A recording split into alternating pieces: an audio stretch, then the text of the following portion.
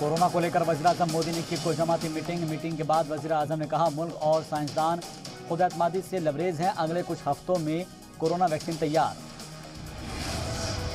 वज़ीर-ए-आज़म ने कहा कोरोना वैक्सीन को लेकर दुनिया की नज़र हिंदुस्तान पर, वैक्सीन की तकसीम को लेकर काम किया जा रहा है, वैक्सीनेशन के लिए हिंदुस्तान की चलाइजेशन अहम। वज़ीर-ए-आज़म ने मीटिंग के बाद कहा कोरोना वैक्सीन के लिए टास्क फोर्स बनाई गई है, साइंसदानों से बातचीत का जिक्र किया, सबसे पहले बीमारों और बुजुर्गों को वैक्सीन दी जाएगी। वज़ीर-ए-आज़म ने मुल्क को दिया पैगाम, कहा हिंदुस्तान का हौसला और हिम्मत काम आया, हिंदुस्तान में कोरोना का रिकवरी रेट सबसे ज़्यादा, बड़ी वैक्सीनेशन मुहिम में अफवाहों से बचना है। एम्स के डायरेक्टर डॉक्टर गुलेरिया ने कहा दिसंबर के आखिर या जनवरी की शुरुआत में मिल सकती है इमरजेंसी इस्तेमाल की मंजूरी।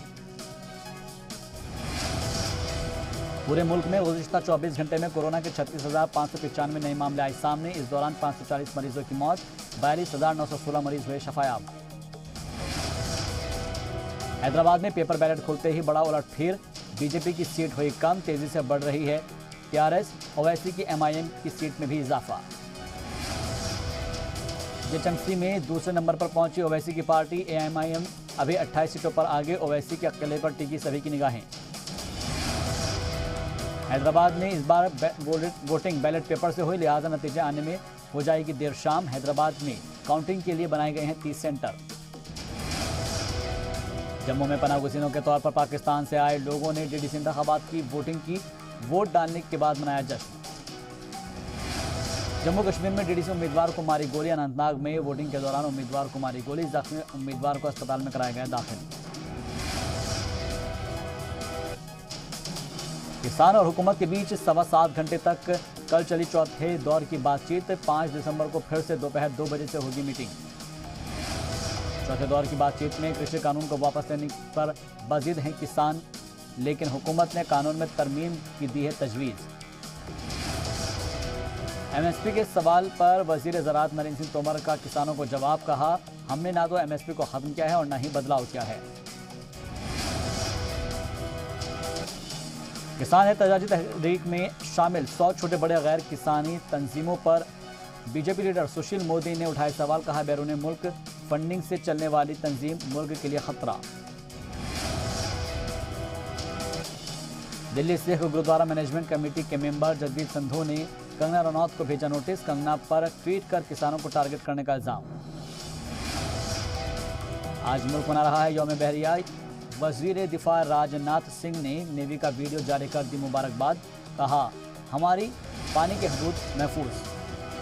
ग्रेटर नोएडा में पुलिस पर फायरिंग करने वाले 2 मुलजिम को पुलिस ने किया गिरफ्तार, तसादुम के दौरान एक बदमाश को लगी गोली, तमंचा, चाकू और बाइक बरामद, पकड़े गए बदमाशों के नाम नूर मोहम्मद और दीपक।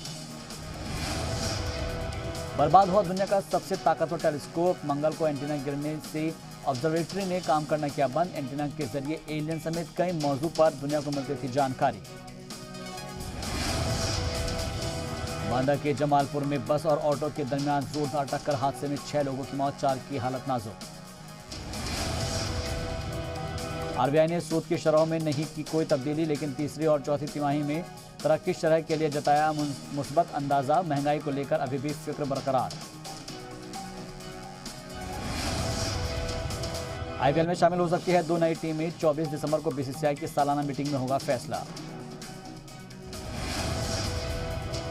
आदित्य रॉय कपूर और संजना संघी ने फिल्म ओम द बैटर की शूटिंग की शुरू, फिल्म में कपिल वर्मा इसको कर रहे हैं डायरेक्ट। अमेरिका के 3 साबिक सदर ओबामा, जॉर्ज बुश और बिल क्लिंटन कैमरे पर लगवाएंगे कोरोना का टीका, ताकि कोरोना वैक्सीन को लेकर लोगों के दरमियान बढ़े यकीन। अमेरिका के मिनेसोटा में टला बड़ा हादसा, खराबी के बाद हाईवे पर उतरे छोटे तैयारे ने गाड़ी को मारी टक्कर, हादसे में किसी के भी जख्मी होने की खबर नहीं।